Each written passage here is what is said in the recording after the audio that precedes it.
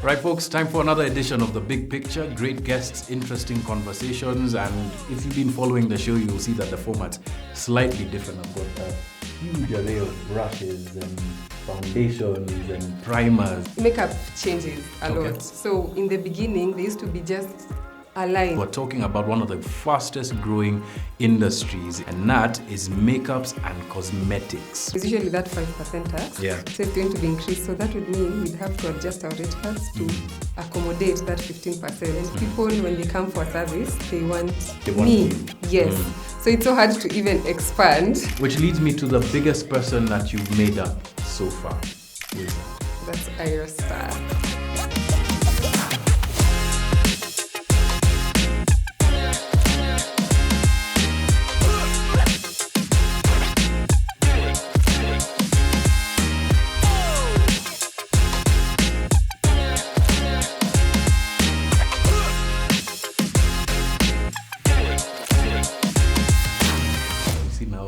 I'm using the young people's language. Huh? Feeling good, Tracy. None other than Sylvia Mary Wanjiru,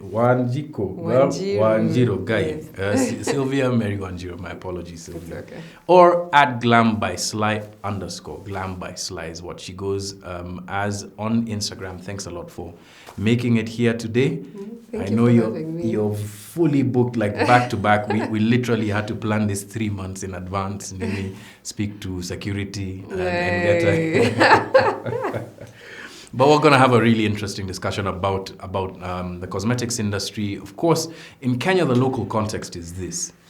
It is one of the biggest or largest or fastest growing industries or professions in the country.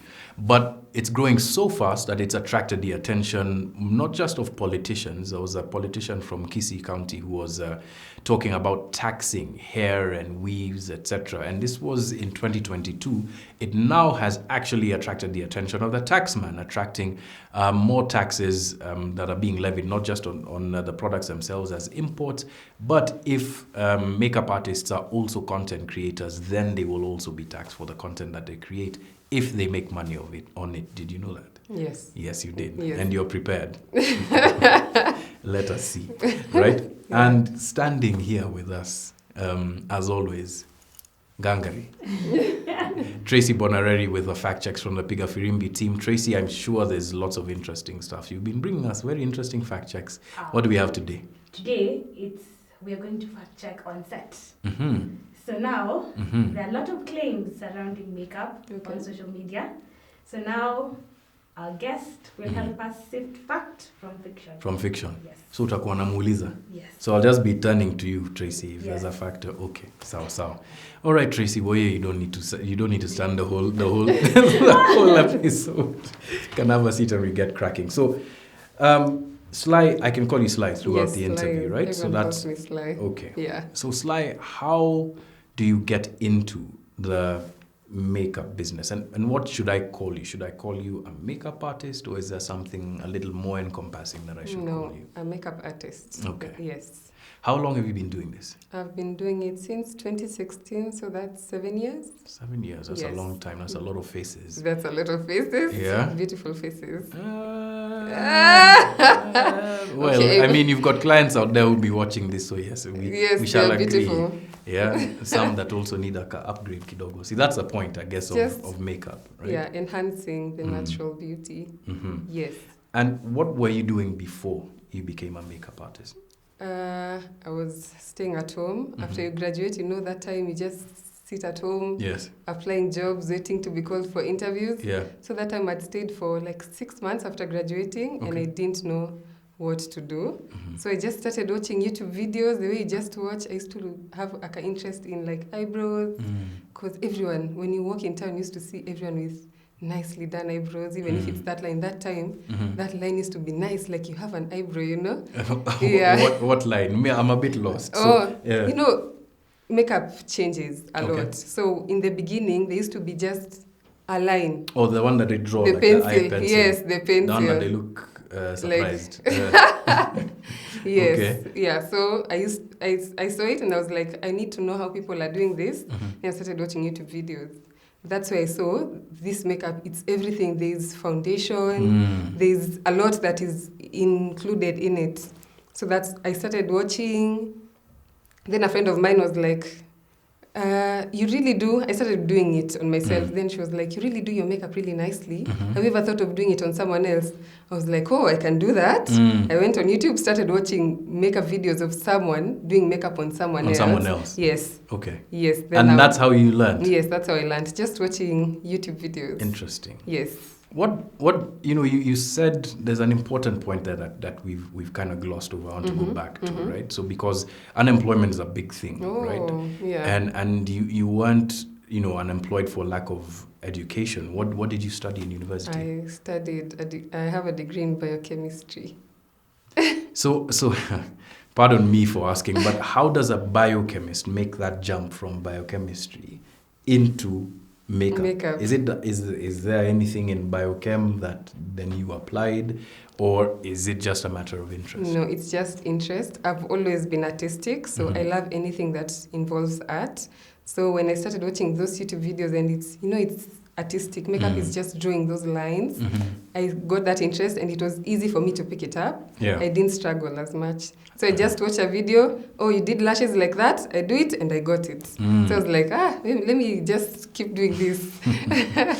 But what did lead you to the study of biochemistry, if I can just dig in there a little Honestly, it's those job admissions where you just find where you land. You just go, you land. They say the degree is sometimes for the parents. I was one of those. Okay. So at least mzazi umempelekea amepata degree yake, so at least I'm doing what I love. Yeah. I'm passionate about it. Yeah. And now they have nothing to say. At least they have their degree. So never in a day have you worked in a laboratory? I haven't. Okay. Yeah. Just the laboratory with people's faces. When you were in school. Yeah. So that internship, I went to Cambridge, those ones you have to do. But afterwards, I didn't feel like that was something I wanted to do. So I'm happy that I discovered makeup. Now, to the more traditional parent, they'll be like, you're spending your days drawing on people's faces and you call it a career. I don't know why I feel like doing a Nigerian accent here, because they're the ones who are usually very forceful. But even our own Kenyan parents do that as well. So what do you mean you're drawing on people's faces and you're calling that a career? Did you have that discussion with your folks? My dad was very supportive because he also loves anything artistic. So I used to draw those things when I was in school, and he used to even take them and stick them on our walls. So when I picked up makeup, he actually was my first investor. He invested in my products, my kits. He was very open in me doing makeup.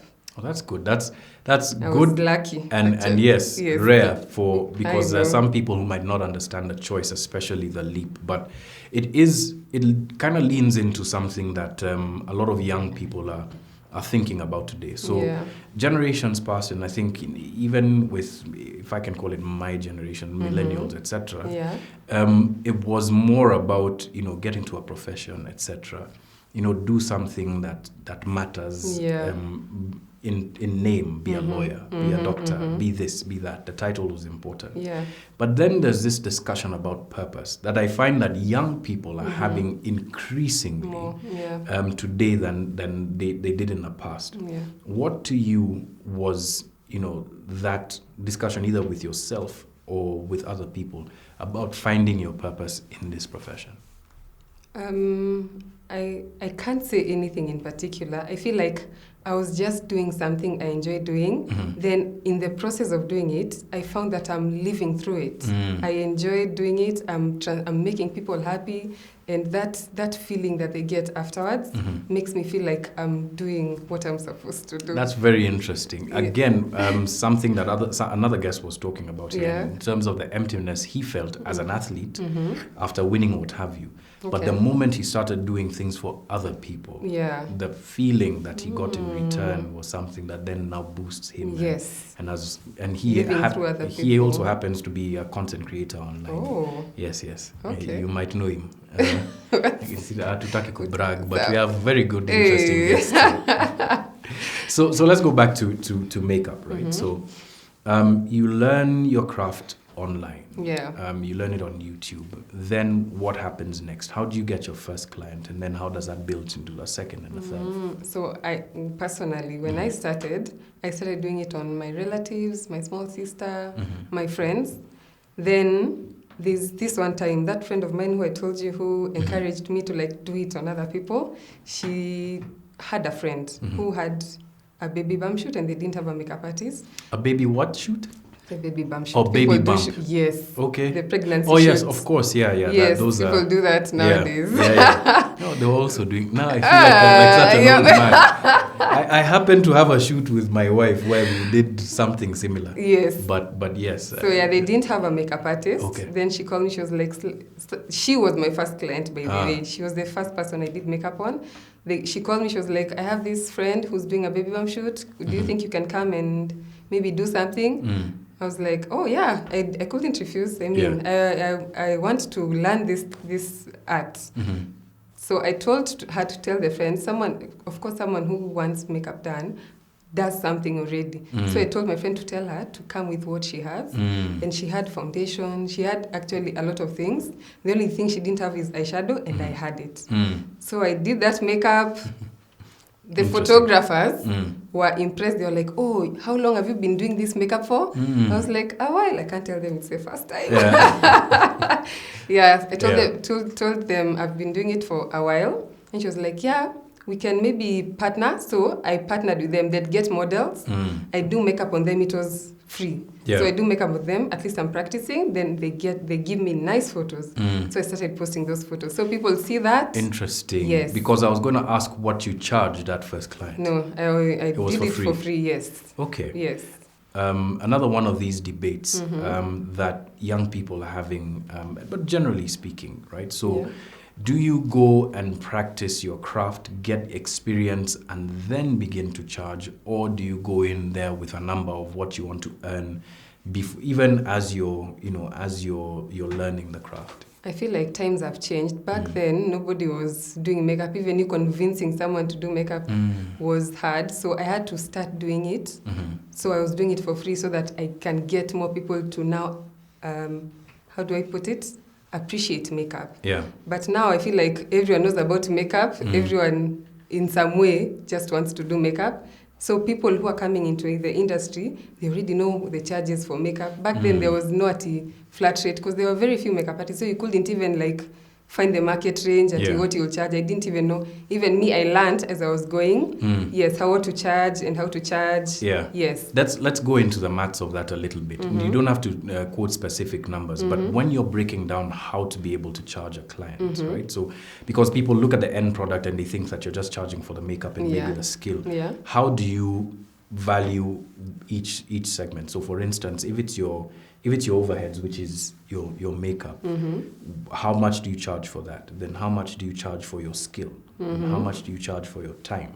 And how do you then now come up with a global figure that you then present to your client?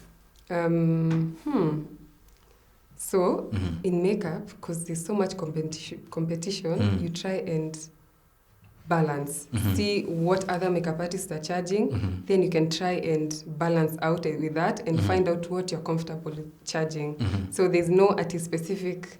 It's so hard to do that. The math of this product costs this, so you charge this. You can do that, but you might end up maybe charging lower or higher. So what we do is the market value. What are all the other makeup artists charging? Then you can find where you're comfortable charging. Yeah. Yes. When then do you then start to charge a premium because of your skill? So I'll give you an example. So there's let's see. So there's an artist, for instance, like Louis over there, right? So Louis has been doing caricatures for a long time. Yeah. He's been able to do them fairly quickly. He does them fairly accurately. There's a premium that you charge for that. How do you think about now the premium of your skill? In as much as it's a crowded field, how do you think through the premium of your skill and say, I've been doing this for 7 years. You're not going to get pictures quite like mine. How do you charge for that? So when you grow, you keep adjusting the prices because I can compare. If I compare from like last year, I've because the industry changes a lot, I've also improved on the way I'm doing makeup. So even if you go to like see my work from Kitambo, it's not the same as now. So of course I have to charge higher because I am getting better at what I'm doing, but also the products you're using. Like maybe 2 years ago, I used to use mostly like maybe a foundation bottle that used to be 1,500, let's say. So now maybe you want to improve on your craft and you want to charge more. So you can't use that product that you used to use because the product also matters. That product for 1,500 you compare with a product for 5,000, the outcome is different. So when you invest in the kit, so the product is more expensive, you have to increase the price. Yeah. Now, increasing the price is one thing, but popularity is quite another, right? So, and I want to speak about something that seems to be supercharging the makeup business, which is the phone and specifically social media. What was your journey through that, right? Did you start right from the beginning? I think you had mentioned you were posting pictures even before you were getting paid. Yes. Tell me about that journey and how much of an impact social media has had for you. Okay. So when I started, I used to have an Oppo phone. I'm feeling very attacked at this point in time because not only do I have an Android phone, it's an Oppo. No. It takes great pictures, but anyway, she started. I'm telling you my she story. started with It's not Oppo an phone. attack. Okay, so all right, and the layer. Okay. So something about the photos were nice, Yeah. but they were kind of smoothed out. You can't see the texture, the colors, you can't see the dimensions. Well, okay. Then I didn't know me. I thought I was taking good pictures. Yeah. Then I got like those, my friends who are clients. One of them had an iPhone. That time it was iPhone 6. So she took photos. She was like, I took with mine. Then she was like, no, take with mine. I took with her. I was like, what? The difference. It's very so serious. yes, you can see the difference. The colors, the way the texture, the details. The iPhone was better in color and quality than the Oppo. So I had to invest. That's me invested in my business because when I posted that photo, it was like, it looked really nice. Yeah. So I had to like now do something to make my work look like that, you know? Constantly. Yes. Okay. Yeah. And so this is social. What was your biggest like app? Was it Facebook? Was it Instagram? It's Instagram because Instagram is mainly photos, so it's best for makeup because makeup it's just what you see. It's the photo. Yes. How often do you have to go back to your Instagram page to update it? What and do you also go into the back end to see, okay, this photo performed better than the other? What did I do in this photo, and therefore I should post this way? Are you that focused? It's not that detailed. What you just need people to see. People don't care about the likes, the numbers. They just need to see the work. So you just post it so that it's like a gallery. You're creating a gallery for your work so that people, when they want to refer the looks they want, they have that gallery where they can go and see, this looks nice, I want that. Interesting. Yeah. Tracy, do you have any questions at this time? Because I'm about to transition to something. All right. A couple of questions. Oh. So they say, this is one of the claims we came across, they say, because you've talked about color, certain colors cannot be used on people of a certain complexion. The claim was exactly, you can't use a red lip on a black, an extremely dark person. Is this true?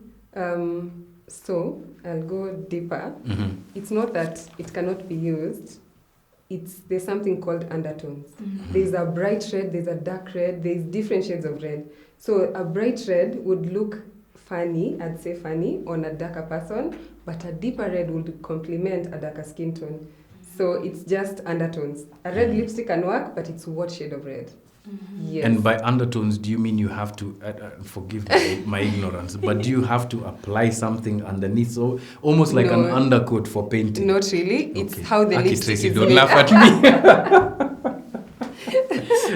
It's basically how the lipstick is made. Okay. There's maybe red, there's blue undertones, there's orange undertones, things like that.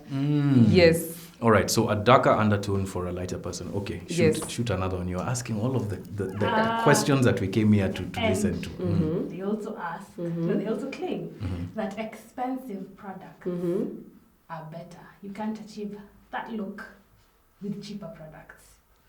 I'd say yes and no. Okay. So yes, because I find it easier to work with high-end brands more than the cheaper brands. but also the skill. It's how you use a product. Sometimes what you do with it. You can have maybe a cheaper product, but you'd get almost the same results as what you'd use with a higher end product. So it's how you use it, but also it does matter what you use.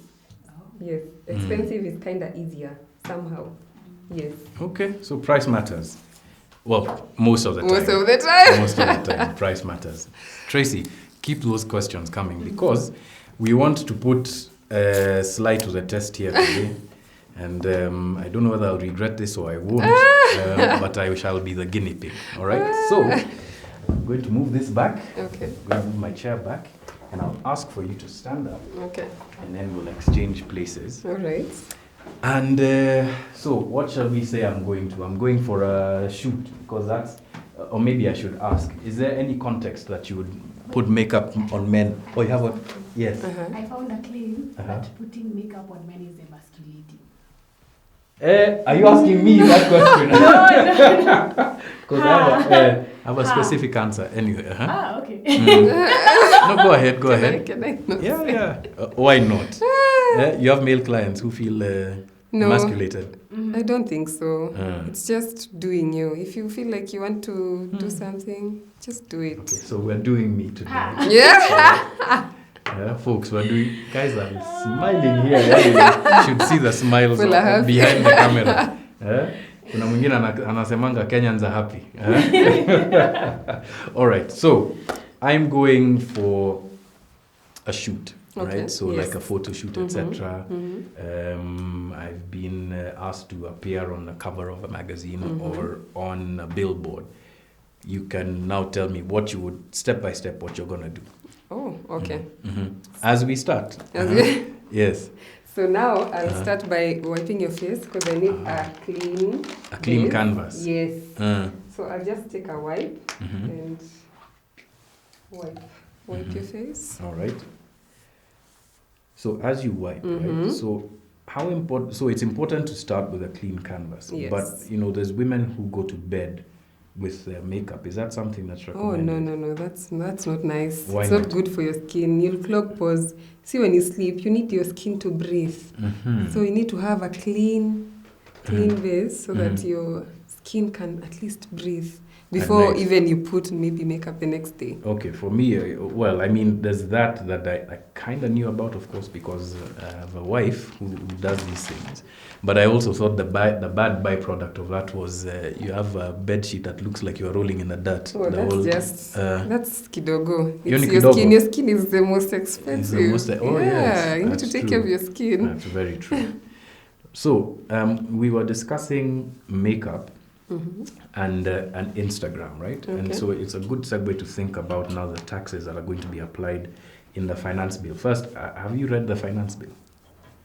Ni sawa kama hujasoma? Or you've only read the part that applies to you? Yes. Okay. So what's your take? So what's your take on the taxes that are being applied for cosmetic products and hair, etc.? So, of course, that will make the makeup, the service and the products more expensive, and the hair and all that. Are you already feeling the pinch from the cost of living crisis that we're having? Oh, now? yeah. What's the experience been like? Like for example, the dollar is quite high. So buying products right now is quite expensive. So I'll just take my pencil a bit and just brush your brows. Okay. Yeah. Wait, are you putting eye pencil on? Just a little bit. I've got my kids waiting outside. You'll be fine. I'm so glad they're not on set. Just kidogo. Okay. Yeah. Where? To accentuate the eyebrows. People are taking their cameras out now and taking. Just a little bit. Okay. Oh, they want to anika you. Yeah. So nafani smiles sasa. So all right. So we were talking taxes, right? Taxes. So makeup is already it's getting expensive because of the dollar, because most of our products come from the US, we ship from the US. So the dollar already has an impact on the makeup products and the makeup side. Gosh, so actually between 2019 and 2023, the dollar's gone up maybe almost 40%, right? So we're hovering above 137 interbank rate at this time. So meaning that your products are 30 to 35% more expensive, right? Yes. Added shipping costs. Or do you ship your own makeup, or you buy locally? We mostly buy locally. It's more convenient. Oh, really? Yes. More convenient than say shipping. Doing it on a service and okay. More than shipping, because when you ship, of course you are not buying in bulk the way people who are selling will buy.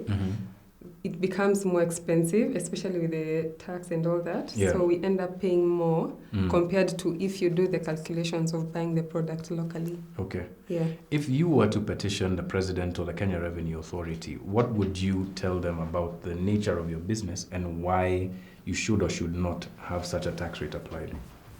It's a good question. I mean, think about it. You never know. You might be making William Ruto's makeup one day before a major interview, and you ask him, by the way, Mr. Ruto, Mr. President, why did you increase the tax rate on makeup so much? What would you tell him about your business that could make him change his mind? If makeup has become kind of a necessity, like it's almost, we do makeup on a regular. That's interesting. Yes. So when it needs to be at least fairly priced so that most people can do it. Because when the price is now high, most people will opt not to do it. Yeah, maybe just do it on a special occasion. So beauty as something accessible for the masses. Yes. Would be your argument. Yes. Okay. Yeah. It's an interesting argument to make, right? Because people often don't think of beauty as a public good. But I guess if you are thinking about it from the point of view of also, how makeup makes one feel, then maybe you could consider it that way. Yes. On that, and I'm switching gears quite fast here. It's made me think of a question that we were asking Dr. Ken Alwora, who's a plastic surgeon. Okay.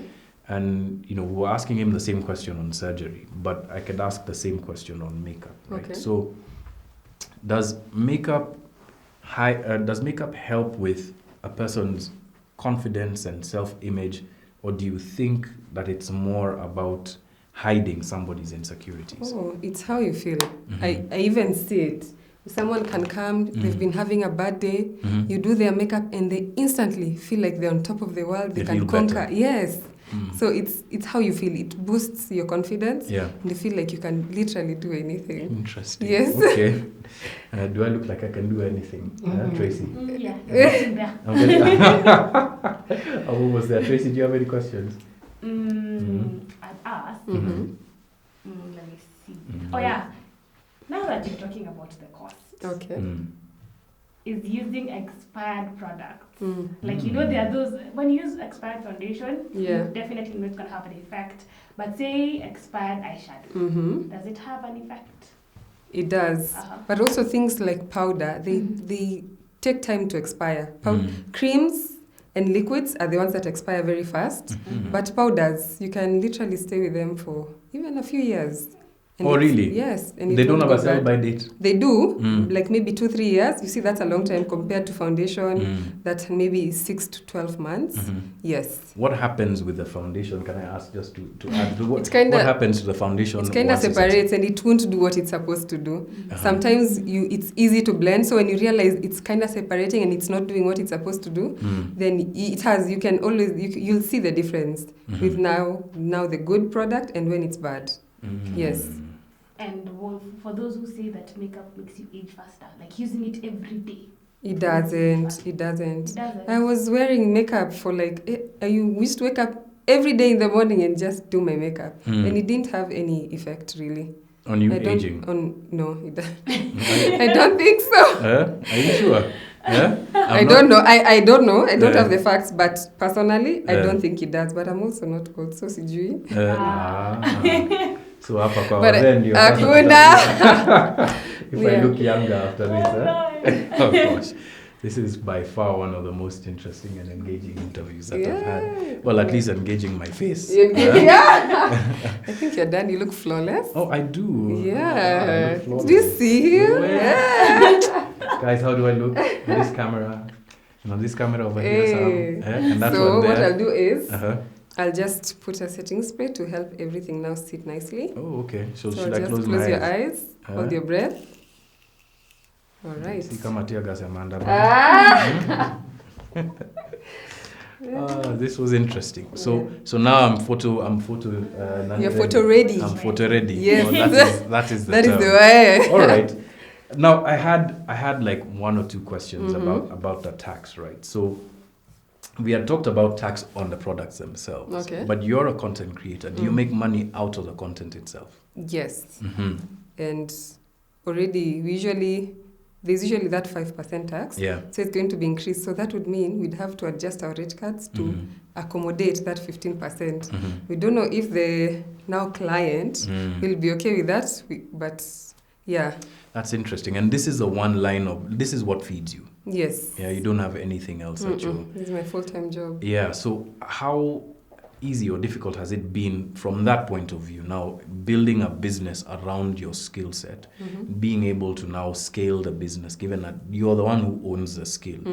Do you have other people that you're working with that you need to train to be able to expand your skill set, or you're focusing on yourself so that you can kind of minimize the tax rate? No. You have to grow as a business. So expanding involves training people. It's not easy, but it's kind of, that's the direction you're going to take. Like that's the next step, and it's not easy, first of all, because I am a brand by myself, so I am my brand, and people, when they come for a service, they want me. You. Yes. So it's so hard to even expand and train people and tell people that, hey, you can trust this one. I've trained them and they are good. It's so hard. Okay. Yes. So taxes on your content, And taxes on the products, yes. and it's very difficult to be able to expand the business because it's skills based. Yeah. This is really something worth thinking about, especially for people who have very specific skill sets. Louis, for instance, right? So Louis, I think, would be in the same category as you. He's got a very specific skill set. He's an artist. He posts. He probably makes money out of his content. Yeah.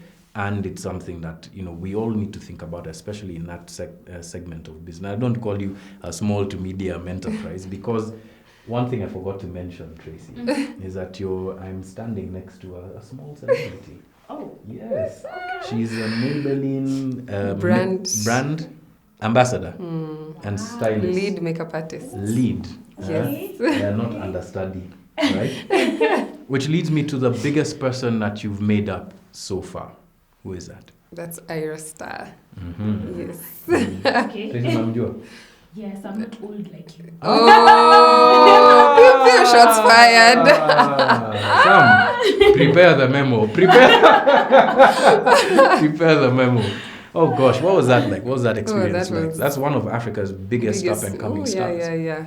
Even right now, I'm like, did I just do that? Like, pinch me. Yeah. But yeah, it was surreal and kind of like life-changing. Interacting with these people, it always gives you a different perspective because she's so young and she's done so much. So it's always nice to interact with these people. Okay. Yeah. Interesting. May you interact with more of them. Yeah. Congratulations on the work that you're doing. Thank you so much. We have one last tradition, and I promise you, we are not so chauvinistic that I'd sit through the interview, right? Standing, so you can have a seat over there. Okay. So the big picture is, of course, our answer to, being able to step back and think about some of the things that people are thinking about, like yourself, like your business, the taxes, but also the profession that you're in and how it's reshaping the field in Africa. But we have a small tradition here, right? So we give every guest who's on the big picture a gift from Louis, courtesy of us. And this is... wow! Yeah? Wow, it's spot on! Well, I love it! We show the camera, we see. Guys, Do they you see this? Do they look the same? Identical, right? Yes. Oh my, Well this done. is amazing. So Thank you so much. We'll send this to you at the end of the season. You can hang it up somewhere and say, yeah, you were on the big picture. Thank But your you. face will be somewhere here also. Oh. Yeah, as a keepsake from us, right? Thank you so much. Thank you for coming by the studio. Thanks for the look. The Luke. The Luke. Nasemanga Luke. L-E-W-K. Yes, Luke. yes. Guys, Steve, wacha kucheka. Right, that's been another edition of The Big Picture. I hope you learned something about the makeup industry and not just, the brushes and the fun that we've had today, because it was fun. It was. Yeah. I don't feel emasculated at all today, right? It was fun. Yeah, thanks for being here on the Big Picture. Remember to follow our work. Remember to follow and subscribe to Africa Uncensored. The work that we do isn't just fun and games as we had just today, but it's also serious and interesting work that could help you sort of chart your way through life, whether you're 18 years old or you're 55 years old, especially on this continent. You can also support us on Patreon and become a patron and support us every month with whatever donation you think is worth supporting the work of independent investigative work here in Kenya and across the continent. And of course, you can follow Tracy's, Tom's, and the team's work on Piga Firimbi. That's our other website that's just dealing specifically with fact-checking and being able to battle this infodemic that we're facing right now. My name is John-Allan Namu. Thank you very much. Glam by Sly. Thank you very much for joining us today. And that's another edition of The Big Picture done. We'll catch you on the next one.